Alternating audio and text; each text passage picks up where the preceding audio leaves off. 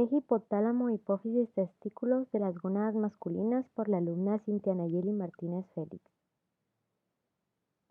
Los testículos tienen dos funciones, la producción de células sexuales y la de hormonas masculinas, sobre todo en esto la testosterona.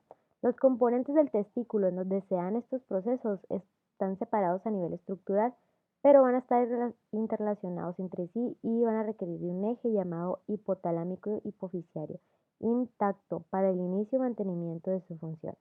Las hormonas testiculares van a ser responsables de inducir el desarrollo del sexo masculino durante la embriogénesis y de ocasionar a la vez la diferenciación de los tejidos que servirán como sitios principales de acción de los andrógenos. En la pubertad, las hormonas testiculares son responsables de los cambios de la maduración sexual masculina. Después de esta edad, median el mantenimiento de dichos cambios. Anatomía y fisiología de testículos.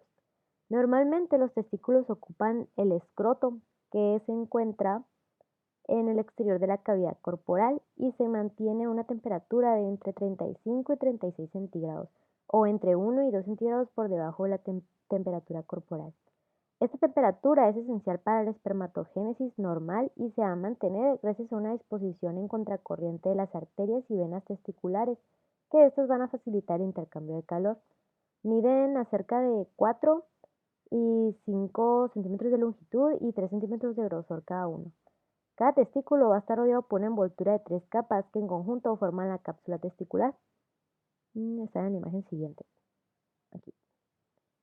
La envoltura más externa va a ser la vaginal, formada por células mesoteliales. La capa media es la albuginia, formada por el tejido conjuntivo fibroelástico y algunas células musculares lisas. Y la capa más interna es la vasculosa, formada por redes de vasos sanguíneos. La túnica albuginia se extiende dentro de los testículos como tabiques fibrosos, que van a dar como resultado la formación de alrededor de 250 lóbulos piramidales, cada uno de los cuales va a contener túbulos seminíferos enrollados en espiral. En cada uno de los testículos hay alrededor de 200 túbulos seminíferos, que estos son los productores de espermatozoides. Estas estructuras conforman entre el 80 y 90% de la masa testicular. El recubrimiento epitelial de los túbulos seminíferos va a estar constituido por 3 tipos de células: las espermatogonias, que las vamos a ver más adelante, que son las células madres, y los espermatocistos, que son células a mitad del proceso de convertirse en espermatozoides, y las células de Sertoli, que esas van a dar un apoyo a los espermatozoides en desarrollo. Las células de Sertoli tapan los túbulos seminíferos y cumplen 3 funciones importantes de soporte de espermatogénesis. La número 1 va a ser proporcionar nutrientes para los espermatozoides en fase de diferenciación.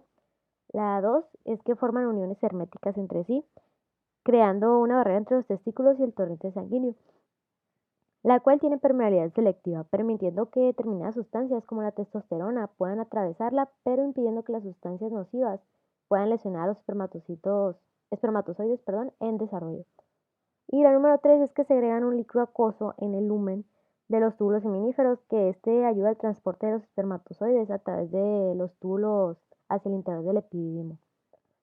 El resto del testículo corresponde a las células de Leydig, productoras de andrógenos. Estos tienen efectos locales que apoyan la espermatogénesis en las células de Sertoli y efectos endocrinos en los órganos diana. El aporte sanguíneo a los testículos llega a través de las arterias testiculares, que son ramas de las arterias espermáticas internas. En cuanto al retorno venoso, la vena espermática derecha drena en forma directa a la vena cava y la espermática izquierda a la vena renal. Metabolismo y acción de los andrógenos. Desde un punto de vista cuantitativo, el andrógeno más importante es la testosterona. Alrededor del 95% de esta es secretada por las células de Leydig y el 5% por las glándulas suprarrenales. Además de la testosterona, los testículos van a secretar pequeñas cantidades del potente andrógeno DHT y de los andrógenos débiles como dehidroepiandrosterona, DHEA y androstenediona. Las células de Leydig secretan también pequeñas cantidades de estradiol, estrona, prenolona, progesterona, etc. La DHT y el estradiol no solo derivan de la secreción directa de los testículos, sino también de la conversión de los tejidos periféricos a partir de precursores de andrógenos y estrógenos secretados por los testículos y las glándulas suprarrenales, cerca de un 80%. En la sangre, andrógenos y estrógenos pueden existir en forma libre o unidos a proteínas séricas. Aunque cerca del 38% de la testosterona está unida con la albúmina, la principal proteína transportadora es la globulina fijadora de hormonas sexuales, que entre estas se encuentra la SHBG en un 60%. La SHBG es sintetizada por el hígado. Su concentración sérica aumenta con la administración de estrógenos, tamoxifeno, fenitoína y con el hipertiroidismo y la cirrosis. Disminuye con la administración de andrógenos, glucocorticoides u hormona de crecimiento, que es la GH, y con el hipotiroidismo, acromegalia y obesidad. Alrededor del 2% de la testosterona circulante no está unida con proteínas séricas y puede entrar a las células y ejercer sus efectos metabólicos.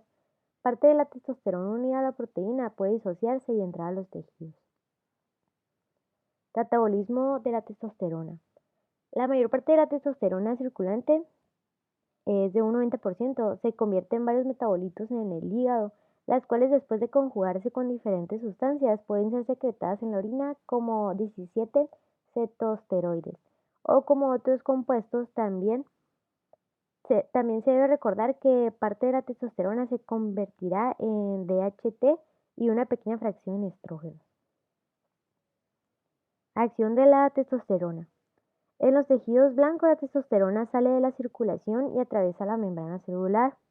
En la mayor parte de las células blanco de los andrógenos, la testosterona es convertida a un andrógeno más potente, que es la DHT, por la isoenzima microsomal 5A reductasa. La DHT y la testosterona se van a unir con la misma proteína específica que funciona como receptor intracelular y que se localiza a nivel del citoplasma. El receptor de andrógenos permanece a la superfamilia de receptores nucleares y funciona como un factor de transcripción activado por ligando. El gen que codifica para el receptor de andrógenos humanos está localizado en el cromosoma X. La unión de la testosterona o DHT a la porción que fija andrógenos del receptor induce la dimerización de este último y su translocación al núcleo. Ya en el núcleo, el receptor se va a unir a sus elementos de respuesta y recluta proteínas que actúan como correguladores o factores de transcripción para promover la expresión de los genes blancos. Esto va a dar como resultado que la síntesis de proteína y la asociación de cambios que harán manifiesta la acción de los andrógenos. Las principales funciones de los andrógenos van a incluir la diferenciación de los órganos genitales masculinos internos y externos durante el desarrollo fetal. Durante la pubertad van a participar en el crecimiento del pene, próstata, epidídimo y vesículas seminales, mismos que para mantener su integridad funcional en esta etapa de la vida, requieren de andrógenos. Estas sustancias estimulan también el crecimiento del músculo esquelético, de la laringe, que esta va a ser la que te va a provocar el cambio de voz. La actividad de las glándulas sebáceas, el crecimiento de huesos largos, de vello púbico y axilar, así como del vello de distribución androide, como barba, bigote, vello de tórax, espalda y abdomen.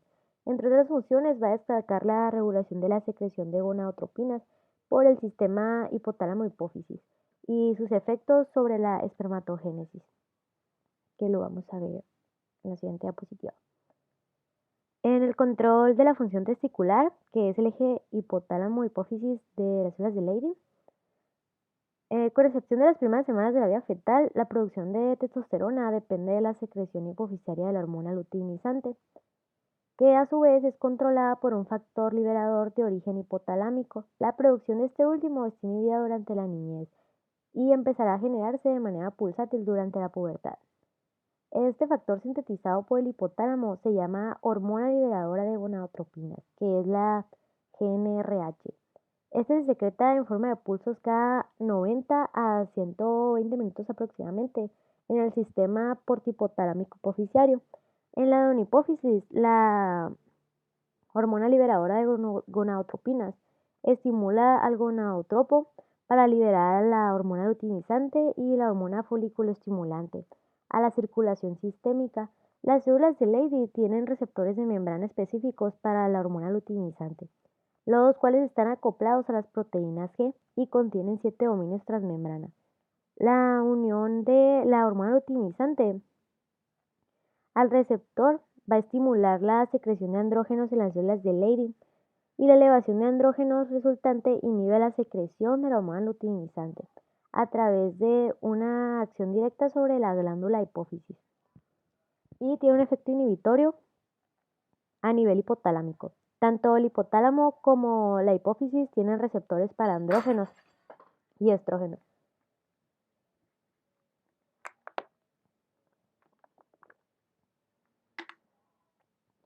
Los primeros disminuyen en frecuencia los pulsos de la hormona luteinizante y los estrógenos disminuyen la amplitud de dichos pulsos.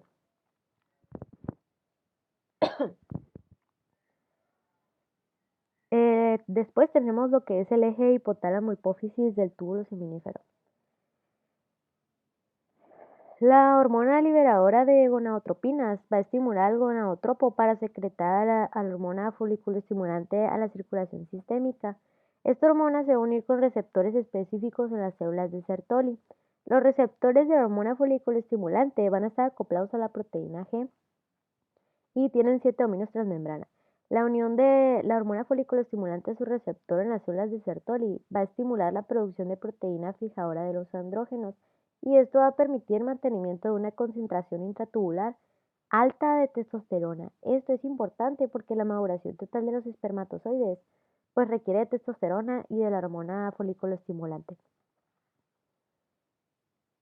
El principal sitio de acción de la hormona foliculoestimulante es la de las células de Sertoli.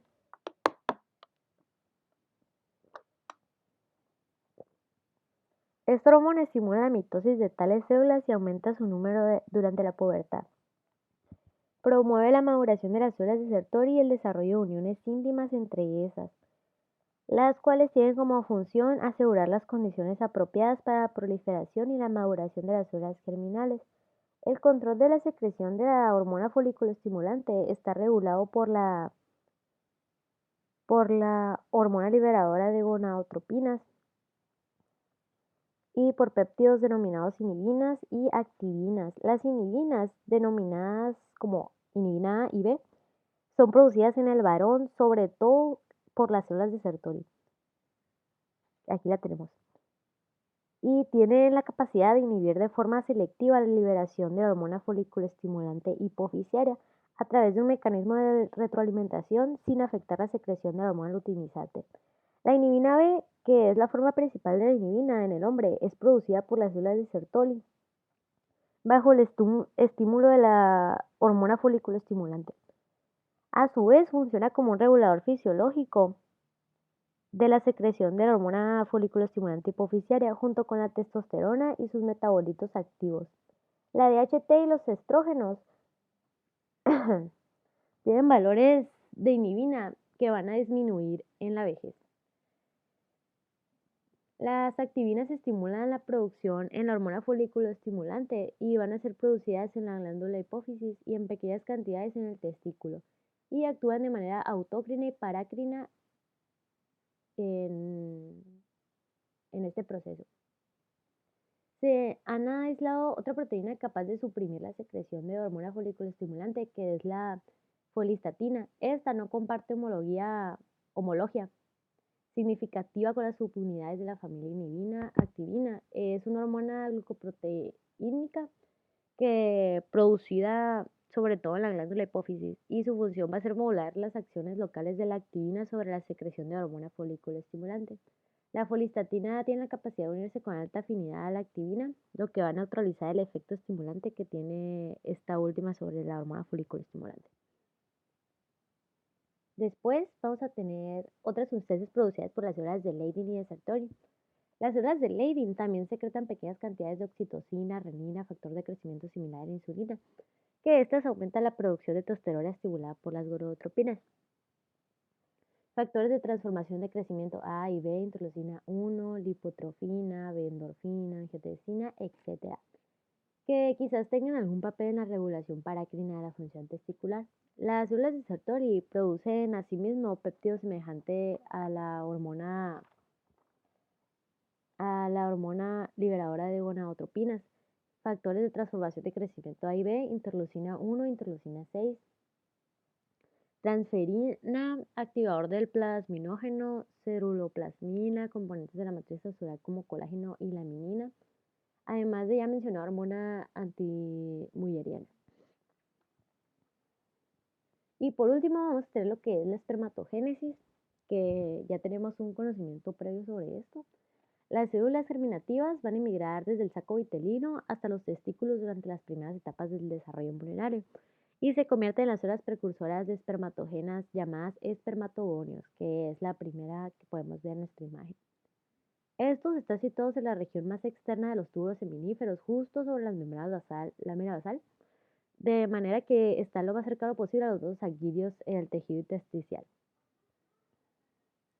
Los espermatogonios son células diploides con 46 cromosomas que tarde o temprano originan gametos haploides maduros mediante un proceso de división celular reductiva llamado meiosis, que ya la conocemos. La meiosis implica dos divisiones nucleares. En la primera parte de este proceso, el DNA se duplica y los cromosomas homólogos se van a separar en dos células hijas. Puesto que cada célula hija contiene solo uno de cada par homólogo de cromosomas, las células formadas al final de esta primera división meiótica van a contener 23 cromosomas cada una y van a ser haploides. Sin embargo, cada uno de los 23 cromosomas en esta etapa consta de dos tiras, que son las llamadas cromátides, del DNA idéntico. Durante la segunda división meiótica, estas cromátides duplicadas se separan en células hijas. Por tanto, la meiosis de un espermatogonio diploide produce 4 células haploides. De hecho, se dice que solo cerca del 1000 a 2000 células precursoras se migran desde el saco uterino hasta los testículos embrionarios para producir millones y millones de espermatozoides durante la edad adulta. Estos espermatogonios se duplican por división mitótica y solo una de las dos células, el espermatozoide primario, experimenta división meiótica. Puede ocurrir espermatogénesis de manera continua sin que se agote el número de espermatogonios. Cuando un espermatocito primario diploide completa la primera división meiótica, que viene siendo la telefase, las dos células haploides que se producen se denominan espermatocitos secundarios. Al final de la segunda división meiótica, cada uno de los espermatocitos secundarios va a producir dos espermatides haploides. Por tanto, un espermatocito primario produce 4 espermatides. La sucesión del fenómeno que ocurre en la espermatogénesis se refleja en la disposición celular de la pared del túbulo seminífero. Los espermatogonios y los espermatocitos primarios están situados hacia el lado externo del túbulo, en tanto que las espermátides y los espermatozoides maduros están situados en el lado del túbulo que da hacia la luz al final de la segunda división meiótica.